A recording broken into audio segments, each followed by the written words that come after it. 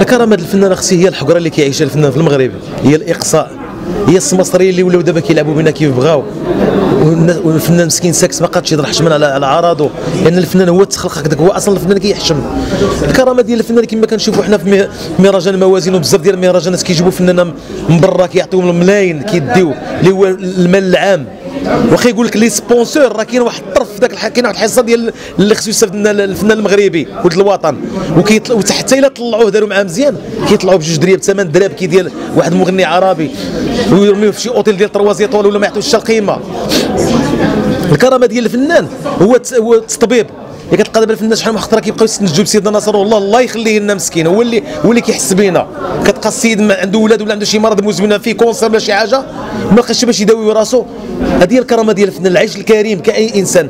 لان شنو هي الفن؟ الفن هي ثقافه. وشنو هي الثقافه؟ الثقافه ديال البلاد هي الدوله.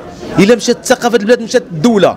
يعني شنو بغيت نوصل لهاد الناس، هاد الناس هاد الهصلاصه وهاد الشفاره وهاد السماسريه هادو اللي وسخوا واللي ما عندهمش علاقه بالفن، بحال هذاك السيد اللي هضرنا عليه كيقول لكم انا النقابي فلان.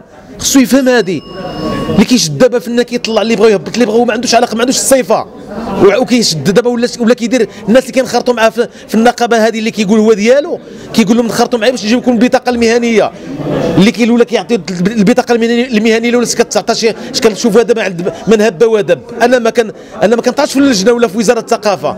شوف هما الدوسي كيفاش مغيز كيفاش جايبينو الناس ديال الثقافه، ولا انا ما كنطعنش في المديرين ولا في الثقافه، ما عندي مشكل حتى مع واحد.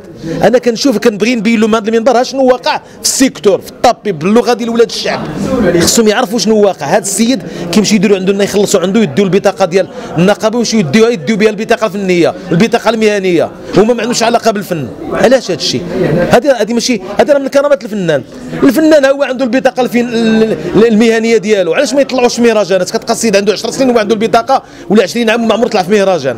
اشنو هي البطاقه المهنيه؟ هو خصني نخدم، ومنين ديروا شي مهرجان وتجيبوا مغنيين من بلاد اخرى، شكون الاولويه تعطى لاولاد البلاد؟ ولا طلعتوا لاولاد البلاد تهلاو فيهم؟ ماشي تجيب لنا مغني تعطيه 300 ولا 200 مليون تجي تعطيه 4 مليون 3 المليون. هذه راه مهزاله، هذه راه حقره للفنان. واش الفنان معزه الدول الاخرى كيمشي يتعز في دول اخرين وكيحترموا ويجي حتى المغرب يوليو يردوا حاجه كلب؟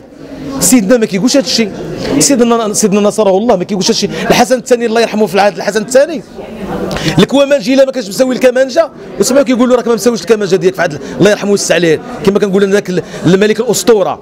وهذا ولده تربى في الفن نصره الله محمد السادس، كيعرف الفن وكيعرف ذوق، والعائله الملكيه كلها ذوقها كتحب الطرب والفن. يعني هاد الناس اللي كيحاربوا الفن والطرب لا تجيب لنا واحد طلعوا لي الموازين تعطيه يغني بلوطوتين، هو اصلا ماشي فنان.